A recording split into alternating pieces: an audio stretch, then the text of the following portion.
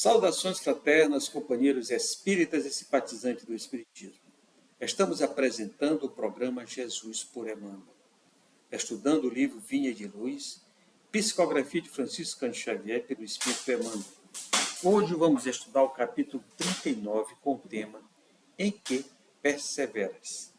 Quem vai fazer o estudo para nós é o nosso amigo José Maria do Amaral. É com você, Amaral. Bom estudo e boas reflexões. Olá, queridos ouvintes. Está começando o programa Jesus por Emmanuel. Estamos estudando o livro Vinha de Luz, psicografia de Francisco Cândido Xavier, pelo Espírito de Emmanuel. Hoje vamos estudar o capítulo 39, com o tema Em que perseveras? Eu sou Amaral e farei o estudo com vocês. E perseveravam na doutrina dos apóstolos e na comunhão e no partir do pão e nas orações. Livro de Atos, capítulo 2, versículo 42. Observadores menos avisados pretendem encontrar inteira negação de espiritualidade nos acontecimentos atuais do planeta. Acreditam que a época das revelações sublimes esteja morta e as portas celestiais permaneçam cerradas para sempre. E comentam entusiasmados como se divisassem um paraíso perdido, os resplendores dos tempos apostólicos, quando um púgilo de cristãos renovou os princípios seculares do mais poderoso império do mundo. Asseveram muitos que o céu estancou a fonte das dádivas, esquecendo-se de que a generalidade dos crentes entorpeceu a capacidade de receber. Onde a coragem que revestia corações humildes à frente dos leões do circo? Onde a fé que punha afirmações imortais na boca ferida dos mártires anônimos? Onde os sinais públicos das vozes celestiais? Onde os leprosos limpos e os cegos curados? As oportunidades do Senhor continuam fluindo, incessantes, sobre a terra. A misericórdia do Pai não mudou. A providência divina é invariável, em todos os tempos. A atitude dos cristãos na atualidade, porém, é muito diferente. Raríssimos perseveram na doutrina dos apóstolos, na comunhão com o Evangelho, no espírito de fraternidade, nos serviços da fé viva. A maioria prefere chamados pontos de vista, comunga com um personalismo destruidor, fortalece a raiz do egoísmo e raciocina sem iluminação espiritual. A bondade do Senhor é constante e imperecível. Reparemos, pois, em que direção somos perseverantes. Antes de aplaudir os mais afoitos, procuramos saber se estamos com a volubilidade dos homens ou com a imutabilidade do Cristo. Emmanuel. Meus irmãos, há muitos textos, principalmente os textos que são revestidos de contextualizações vinculadas ao Evangelho do Cristo, que parecem que nunca deixam de ser atuais. Mais que isso, parece que são direcionados individualmente a cada um de nós. O texto que nós acabamos de ler trata a respeito de uma situação como essa, que, mesmo tendo escrito há 50, 60, 70, 100, 160 anos, são textos que tratam a respeito de perspectivas extremamente atuais. E aí sobra a este que vos falo, nesse instante, uma avaliação que, cada vez que passa, se solidifica mais em minha perspectiva. A avaliação de que a humanidade caminha a passos muito lentos em sua progressão espiritual. E não falo isto fazendo um queixume, ou fazendo um julgamento de valor, ou querendo, de alguma forma, ser tábua rasa para análise de ética e de moral. Não, longe disso. Se eu falo humanidade, é porque eu me incluo dentro do contexto. Entretanto, essa afirmação, ela tem sido construída com base no fato de que a impressão que cada vez que passa mais se solidifica em todos nós é de que os dramas individuais, as perguntas que efetivamente mais incomodam ao nosso íntimo, aquilo que nos faz perder as noites de sono mais habitualmente, aquilo que nos faz perder a nossa paz íntima, está vinculado a situações que não têm sido resolvidas.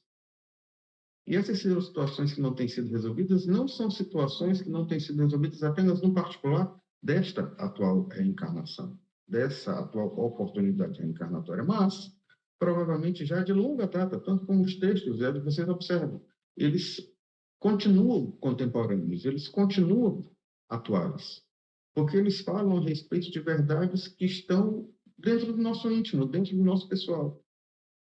Então, embora já tenhamos tido inúmeras oportunidades reencarnatórias, parece que nós temos sido muito compassivos conosco mesmos no que diz respeito à necessidade urgente, e cada vez que passa mais urgente, de que nós façamos algo por nossa evolução espiritual.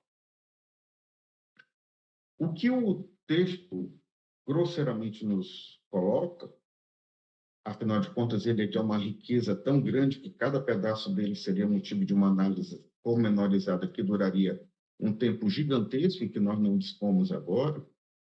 Ele começa logo no primeiro tópico dizendo o seguinte: observadores menos avisados, quer dizer, observadores menos atentos, observadores que não estão prestando atenção, que não estão tomando efetiva perspectiva do entendimento que se trata, pretendem encontrar inteira negação de espiritualidade nos acontecimentos atuais do planeta. Ou seja, há ainda entre nós, e há frequentemente, diria muito mais do que isso, quem diga que esses tempos atuais são tempos que ocorrem, que transcorrem, independentemente do intercâmbio com o plano espiritual ou das interferências do plano espiritual sobre nós. Ora, meus irmãos, quem pode, em sã consciência, imaginar que o plano espiritual não está interferindo diretamente sobre os acontecimentos de nossas vidas? E quando eu falo de nossas vidas, eu não falo apenas no contexto das individualidades, mas no contexto das coletividades e, por assim dizer, do próprio planeta. Deus nunca se esqueceu de nós. A espiritualidade benfazeja jamais abdicou de estar ao nosso lado.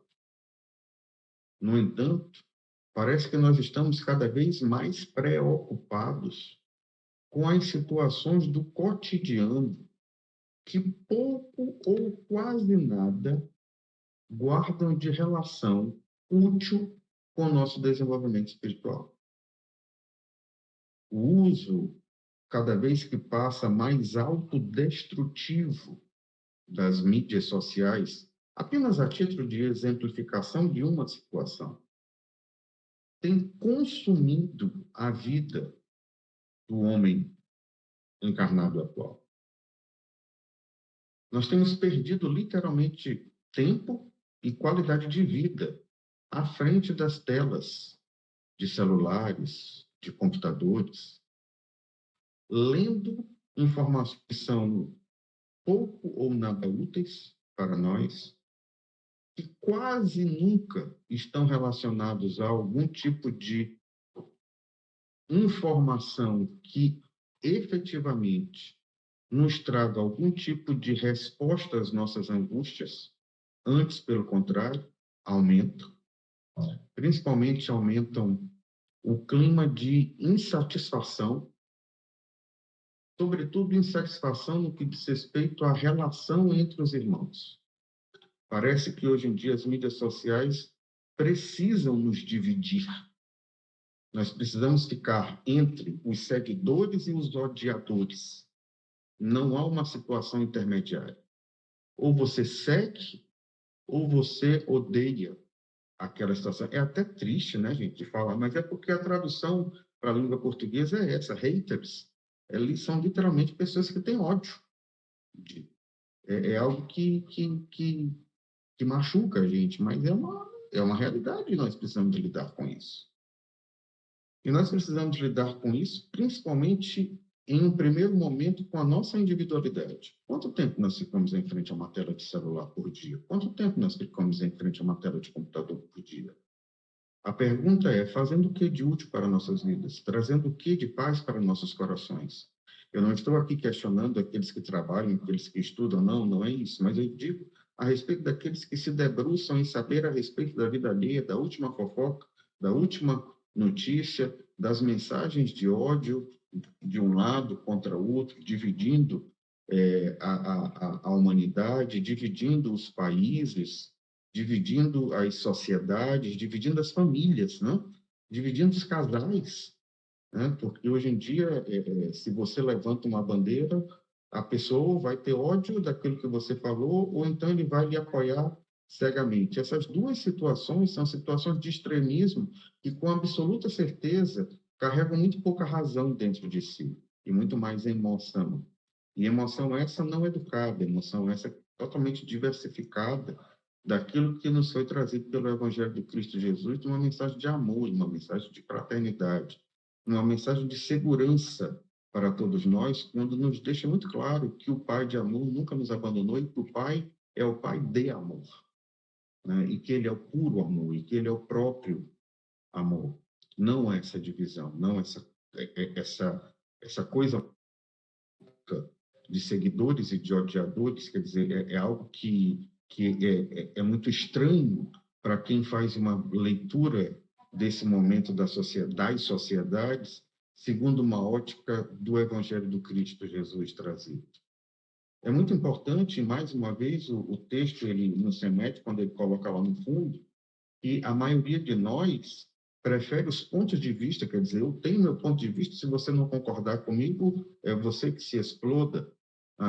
Comunga com o personalismo destruidor, quer dizer, esse culto do ego, né? Essa coisa, cada vez que passa mais adoecida, de você fazer um culto eternamente de prazeres, de luxos, de situações mundanas, fortalece a raiz do egoísmo. Eu estou lendo para vocês passagens do texto. E raciocina sem iluminação espiritual. Veja como ele conclui. Raciocina sem iluminação espiritual.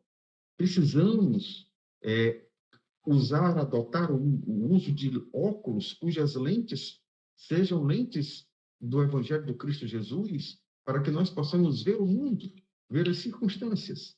E através dessas lentes, que são o Evangelho do Cristo Jesus e seu ensinamento, e aqui o texto chama isso de Cristo, né, isto é, do Evangelho do Cristo, como sendo as lentes que nos vão clarear e clarificar a perspectiva do que nós estamos enxergando, senão nós vamos ver só sombras, senão nós vamos ver só destruição, senão nós vamos ser eternamente questionadores a respeito das mazelas e das tragédias do mundo atual, porque o bom era no passado, o bom era anteriormente. Não, meus irmãos, cada tempo tem sua beleza.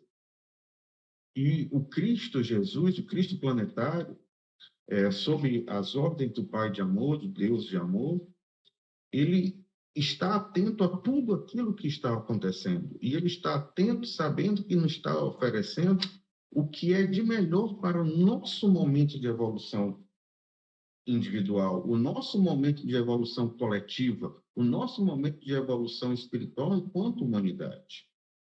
E aí a gente, concluindo aqui a leitura do texto, o autor coloca: a bondade do Senhor é constante, é imperecível, ela não se perde, ela está presente o tempo inteiro.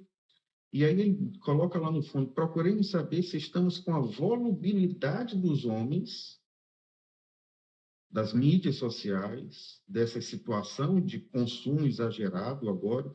Hoje eu presto, amanhã eu não presto. Hoje uma situação é boa, amanhã ela precisa ser eliminada da face da terra, ou com a imutabilidade do Evangelho de Cristo Jesus. Essa mensagem é uma mensagem fundamental para todos nós. De que lado nós nos posicionamos nessa situação? Essa foi nossa contribuição para o Divulgar.net. Agradecemos a José Maria do Amaral pelas reflexões do capítulo 39, que traz o título de Em que perseveras? Em que estamos perseverando? Que nos traz prazer momentâneo ou no que nos traz a felicidade futura? Perseveramos em quê? No prazer momentâneo ou na felicidade futura? Jesus é o caminho, a verdade e a vida. Ninguém chega a Deus se não for por Ele. Precisamos seguir os seus passos. Precisamos conquistar a felicidade do futuro. Hoje estamos construindo o nosso futuro. Portanto, sigamos Jesus. Agradecemos mais uma vez o Amaral e pedimos a Jesus que derrame bênçãos e paz na vida de vocês. Continue se inscrevendo no nosso canal no YouTube, divulgar a doutrina espírita e conheça os nossos conteúdos. Paz no coração de todos.